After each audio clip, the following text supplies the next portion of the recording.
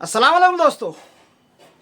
आज का जो मेरा वीडियो है, मैं इसमें ये कहना चाहूँगा कि किसी भी हारने वाली पार्टी का मजाक उड़ाना सही नहीं है।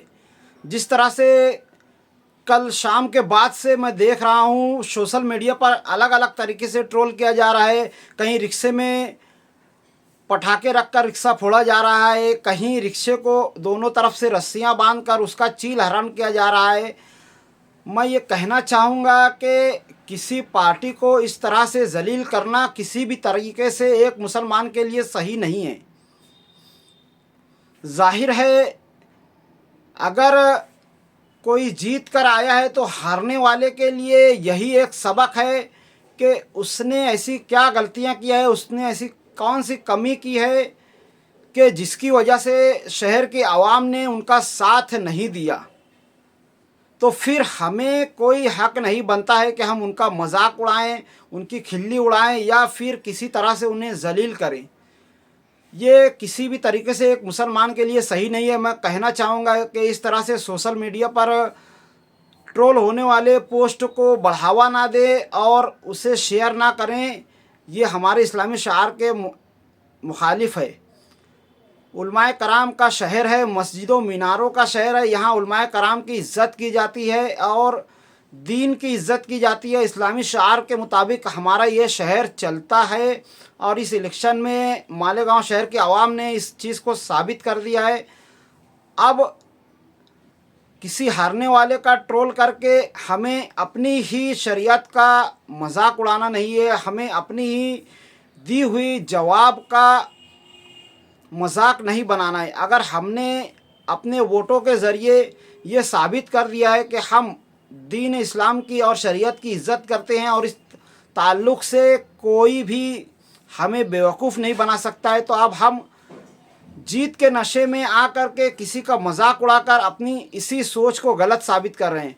मैं ये कहना चाहूँगा, जितने भी लोग इस तरह के ट्रोल्स को बढ़ावा दे रहे हैं, इस तरह से बढ़ावा देना बंद करें। हमारा ये शार नहीं है। हम अगर जीत कर आए हैं, मुफ्ती मोहम्मद इस्माइल साहब अगर जीत कर आए हैं तो ये बहुत ही खुशी की बात है शहर के लिए।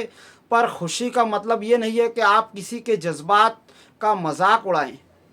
जाहिर है, इलेक्शन हो या कोई भी चीज़ हो, दो ही चीज़ होती है, या हार या जीत।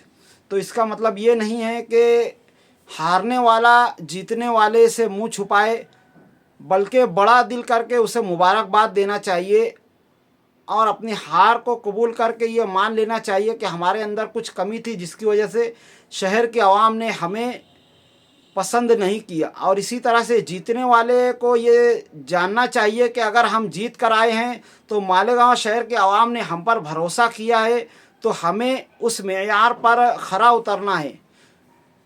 और एक बड़ी जिम्मेदारी हमारे ऊपर आ चुकी है। मुसलसल 2 बार जीत यानी बहुत ही बड़ी जिम्मेदारी, यानी यहाँ पर शहर के आवाम ने आंखें बंद करके भरोसा कर लिया है।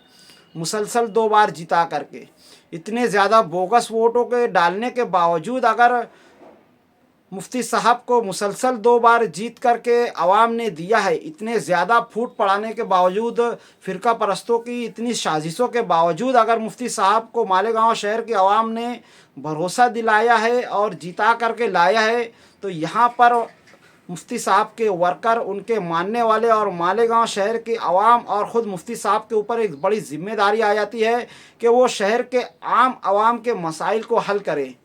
उसमें मज़दूर भी आते हैं, मज़दूरों की मज़दूरी और उनकी आमदनी बढ़ाने के ताल्लुक़ से कोई कदम उठाए जाएँ। शहर में कोई ऐसी घरेलू सनत लाई जाए ताकि जिससे मालेगांव शहर के आवाम के जो मसाइल है वो हल हो सकें। घरेलू सनत को इतना बढ़ावा दिया जाए ताकि मालेगांव शहर की जितने भी लेडीज़ हैं वो घर में रह करके कोई ऐसी रोज़ी कर सकें कि जिससे उन्हें 2 से 3 हज़ार कुछ हफ्ते का निकल पाए। इस ताल्लुक़ से सोचा जाए ताकि इस महंगाई से जूझते हुए मालेगांव शहर को तरक्की के रास्ते पर लाया जा सके और इस ताल्लुक़ से कोई बड़ा कदम उठाया जाए। पिछला 5 साल हो चुका जिसमें काफ़ी जिद्दोजहद हो चुकी है, पर ये 5 साल मुफ्ती मोहम्मद इस्माइल साहब समझ चुके होंगे कि किस तरह से फ़िरका परस्तों से निपटना है और किस तरह से उनकी साजिशों को नाकाम बनाना है। तो अब ज़रूरी हो चुका है कि कुछ बड़े फैसले किए जाएं, कुछ बड़े कदम उठाए जाएं। मालेगांव शहर की आवाम की तरक्की के लिए कुछ ऐसा किया जाए कि उनकी आमदनी बढ़ सके, और इसी तरह से जो जलील करने वाली पोस्टें हैं उनको बढ़ावा ना दिया जाए, दूसरे ग्रुप से में शेयर ना किया जाए। मैं ये कहना चाहूँगा हमारे शहर की आवाम से और हारने वालों से मेरी ये गुजारिश है कि आप इस चीज़ को दिल पर ना लें और खुले दिल से इस चीज़ को कबूल करें और जीतने वाले को मुबारकबाद दें और उनका साथ दें, ताकि मालेगांव की तरक्की में आपका भी हिस्सा हो। अगर आप गैर जानिबदार हैं, अगर आप सही हैं, तो आपको जीतने वाले का साथ देना चाहिए तरक्की में। ये नहीं करना चाहिए कि अगर वो कोई मंसूबा, कोई प्लान मालेगांव की तरक्की के लिए बना रहा है तो आप उसमें अटकनी डालें और आप उसमें कमीशन वगैरह मांगे या आप उसमें कोई रोक लगाएं कि इससे मेरा तो नाम नहीं हो रहा है। अगर आप सही हैं तो आप सही का साथ दीजिए, आप मालेगांव की तरक्की का साथ दीजिए। 5 साल मुफ्ती मोहम्मद इस्माइल के साथ मिलकर उनसे कदम से कदम मिलाकर के मालेगांव की तरक्की को बढ़ावा दीजिए, ताकि अगले 5 साल आवाम आपको इस तरह से जब देखे तो दोबारा से आपको चुनकर लाने के ताल्लुक़ से सोचे। तो आज की वीडियो में इतना ही, मिलते हैं अगली वीडियो में, तब तक के लिए खुदा हाफिज़। अस्सलामु अलैकुम वरहमतुल्लाहि वबरकातुहू।